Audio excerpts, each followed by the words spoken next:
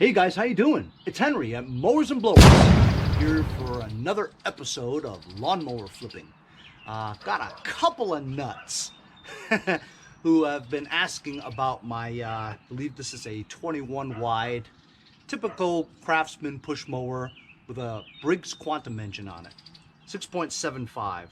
It's a decent engine, you know what I mean? Anyway, so this is in the back of my shed, and I decided to take it out, see if it would start. Put gas in it. Let's see what happens. Oh, this is a primer. Sometimes these damn things don't prime well, you know what I mean? We'll try it anyway. I've got a label on here that says needs oil change and the blades might need attention. I don't remember me doing that, but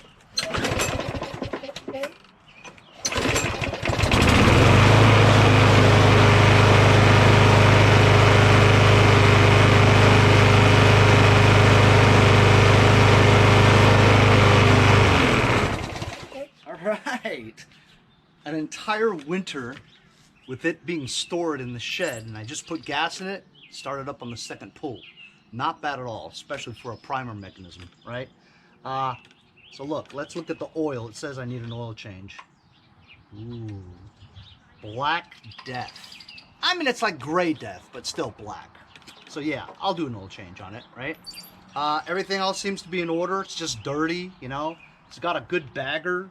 Wheels are in good shape too. Doesn't wobble that much. It's missing this part over here, as you can see. This part's always missing because it's a small part. Just a screw attaches to it. But I just recently did something with 5-speed ash. My friend Nick over in Lindenhurst, right? He asked me if I had a Kohler Courage air filter base and cover, which I did because I have so many Kohler Courages. He watches me. You guys know he watches me. So he's been getting into tractors. And so I asked him, yeah, I mean, I do have it. You want it? And he's like, sure. How much you want for it? And I'm like, nothing. You're my boy. Just come get it. And then I said, ooh, do you have that thing? And he goes, yeah, I'll bring it to you. So, you know, we traded parts. He gets what he needs. I get what I need.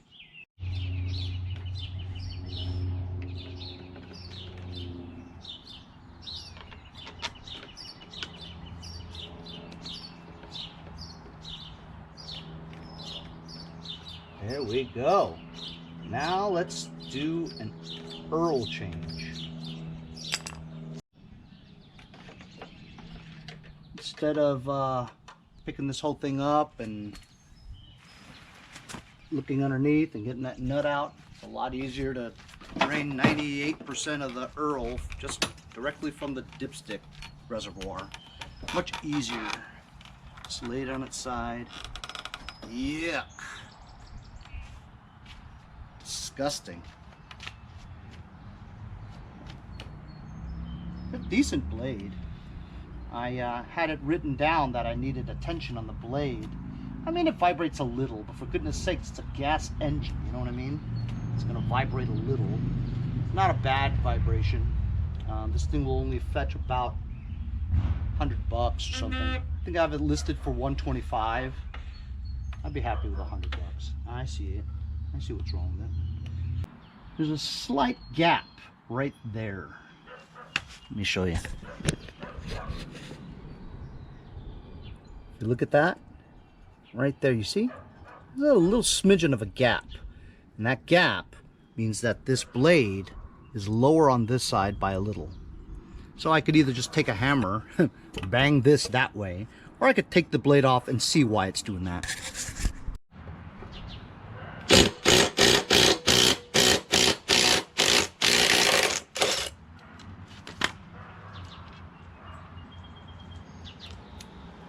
Ooh.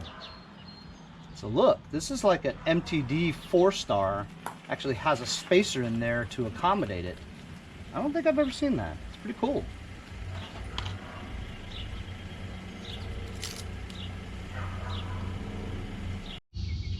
From the naked eye, I really can't tell, but I think it's right around here that it pops outboard a little. I'm just gonna whack it once or twice. It's just a metal blade. Oh, you know what? Didn't I bang it the wrong end? Right? I have to bang it.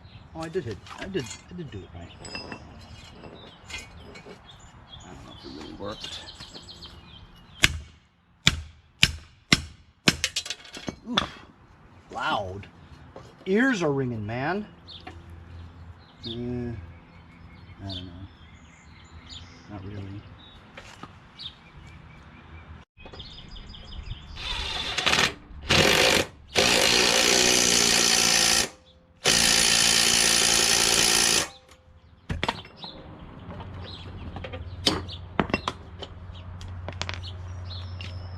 It's much better now. There was a lot of like rust down there too, so I scraped it off. That might have been taking up the space. I mean, it's pretty straight, you know, and the vibration's not bad. Hopefully that little banging got it better. Now on to the oil change.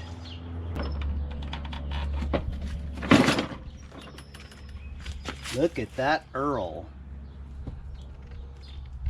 Black Death. That's terrible. Or like they say in France, terrible. All right, but looky here. This takes about 20 ounces of SAE 30. SAE 30 is a summer oil. Anything with temperatures above 32 degrees, SAE 30 is what you should do. So 20 ounces. I'm using Lucas oil today. Oh. Should I try to do it without a funnel? No, I already have it. I got it right here. 20 ounces. 1, 2, 3.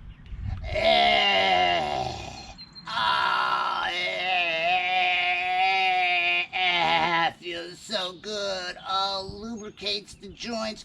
I'm waiting for the Earl to settle, you know.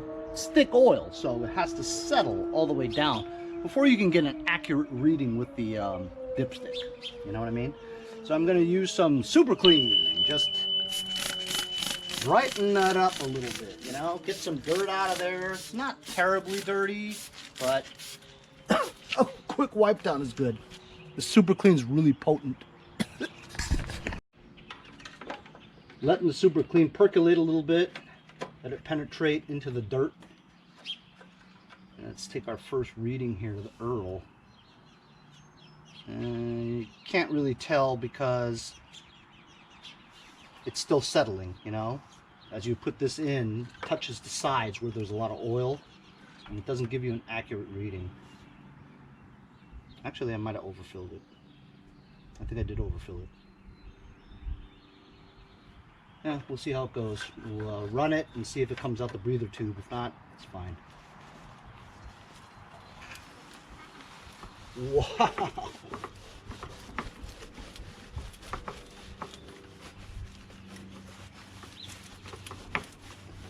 That's it. Just a quick wipe down. Just so it looks like 50% better than before, you know? I'm not going to paint this. It's a push mower, you know? Hey, as you can see, I wiped it down nice and clean. Looks way better than before, right? Still think I over oiled it. So let's take this tag off because we've corrected the issue. Not issue, like they say over across the pond. Anyway, so as you can see, I whipped out another one that looks just like it, only because there's two people that want this, right? So if I sell it to the one guy, I have to turn the other guy down. Well, why should I waste that opportunity to sell the same thing? You know what I mean? I'll be like, well, I have one like exactly the same. You want that one? I sold it, you know? So you can have this one if you want. And the guy would be like, okay, cool. So that gives me an opportunity to sell two. You know what I mean? Even though the appearance was I only had one. Let's see if it starts.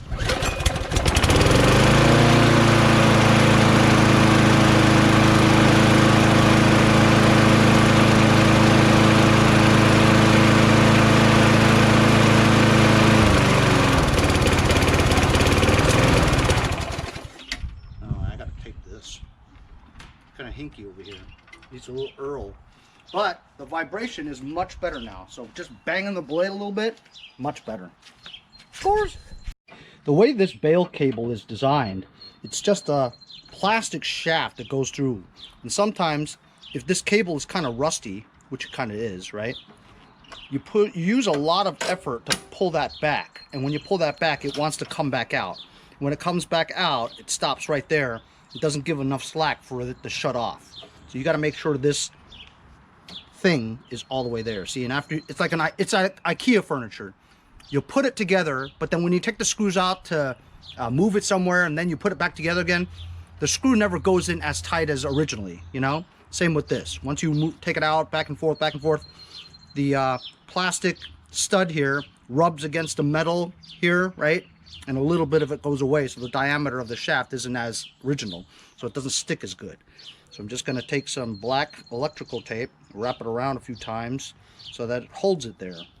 Then after I'm done with that, I'm going to shoot some penetrating oil right in this area here, and then we should be good to go. And this looks like it's, you know, with black electrical tape around it. You pull tight so that the tension is nice and tight, and you can't even tell. Some people put a hose clamp there, but it's so obvious because the hose clamp is, you know, stainless steel, and you can see it very easily. So look, that'll do. Now if you see here, this is the reason why. See how there's some corrosion there?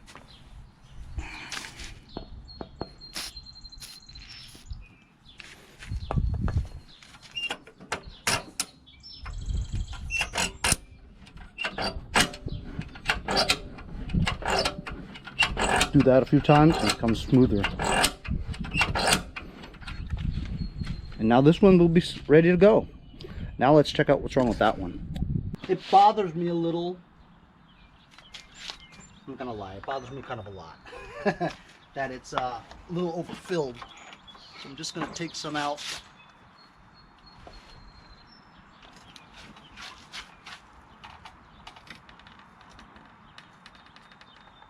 I feel much better now.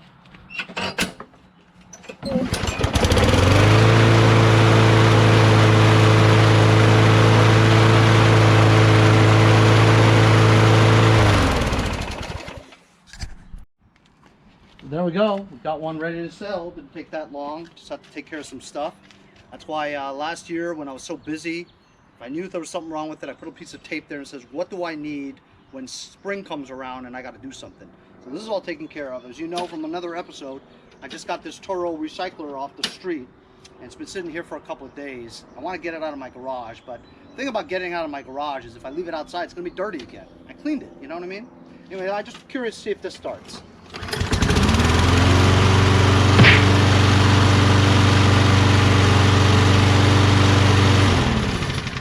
Beautiful! This is like $150 all day long, you know what I mean? Now batting the same Craftsman lawnmower. I just put gas in it. I think this might be the one where I had priming issues with this Quantum engine. You know how the air filter base, the channels, if they've been screwed on too tight, the walls of the channels are pushed in, therefore there's an air leak, so it doesn't prime well. This was that, where I tried double gaskets, I tried heating up that element, whatever.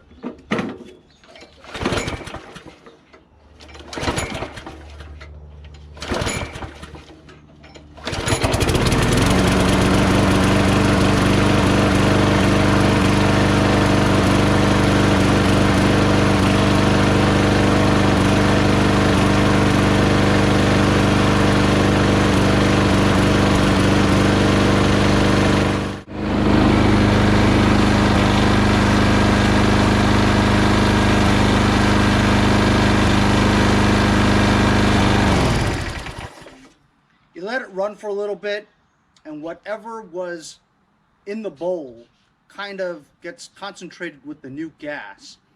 The pressure sucking it up, whatever, something gets exhumed out of the muffler and it starts to run better. See if it starts again.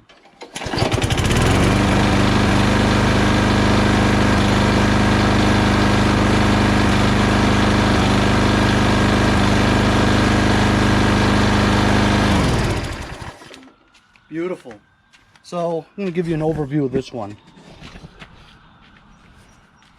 The wheels wobble. But you need to get new wheels because over time, the plastic in there gets bigger. And as you can see, there's like a crack there, right?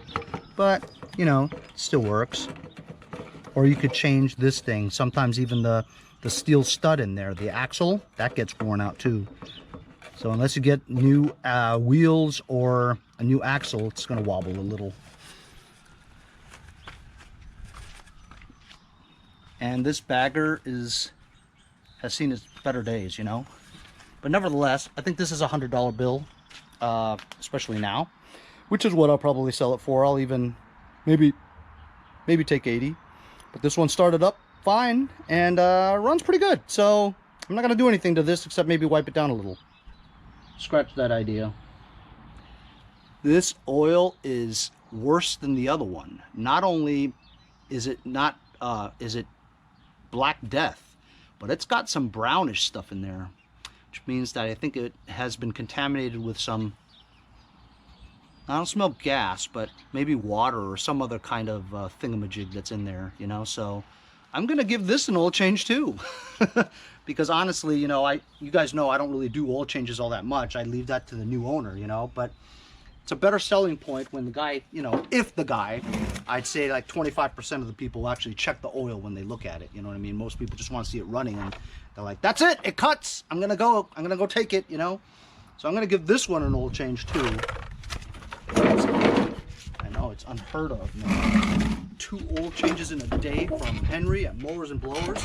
He doesn't like to spend money on anything or do much work to get things going. But ew, look at that. Yeah, hold on, I'm gonna let you see this. This is gross. Look at that. Look at that mixing with the dark one that we just changed. Look at that. It's completely brown. Like diarrhea. Diarrhea. Diarrhea.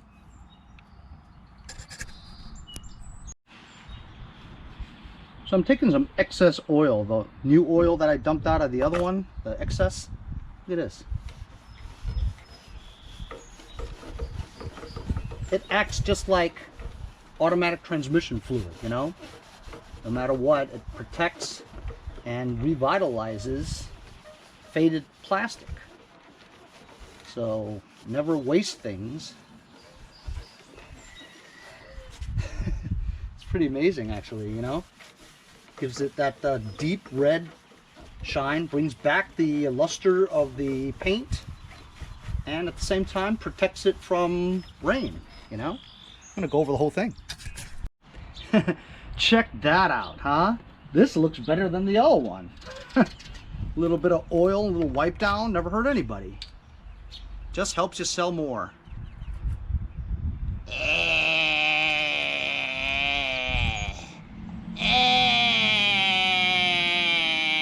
So just in the nick of time, it's starting to rain. So there we go. We've got 3 mowers ready to sell. And they look pretty good too. Honestly, really wasn't very hard at all. A couple of oil changes, a little bit of Earl here, some tweaks there and here and there, you know. It should fetch me about 100, 125, maybe 130, 120, something like that. About the same. I'd be happy with $100 for both of them, for each of those, you know. I gotta get 125 minimum for that, you know, even though it doesn't have a bagger, self-propulsion on a Toro Recycler. I mean, that's cheap, 125, you know. I'd like to get 150 for it, you know. Who knows what'll happen. But anyway, that's just taking care of 3 things right now in the past couple of days, you know. Still got to get to my carcass of crap. I had a couple of offers of 150, 250, 200. The biggest offer I got was, yeah, 250. So, I mean, 250, that's a push mower. I'm not going to sell a working tractor for 250, you know what I mean? Some nut will give me 3. Just going to hold on for that extra $50. You never know. If it takes longer than a week or so for me to sell that thing, I might just whip out a grinder and try to take off some of that old dried up paint, you know, and just spray it with some black, and then maybe I'll paint the whole thing, and then I'll sell it for 500, huh? It'll look great. Anyway, thanks for joining me on today's episode on getting a bunch of push mowers ready for sale. See you guys next time on Mowers and Blowers.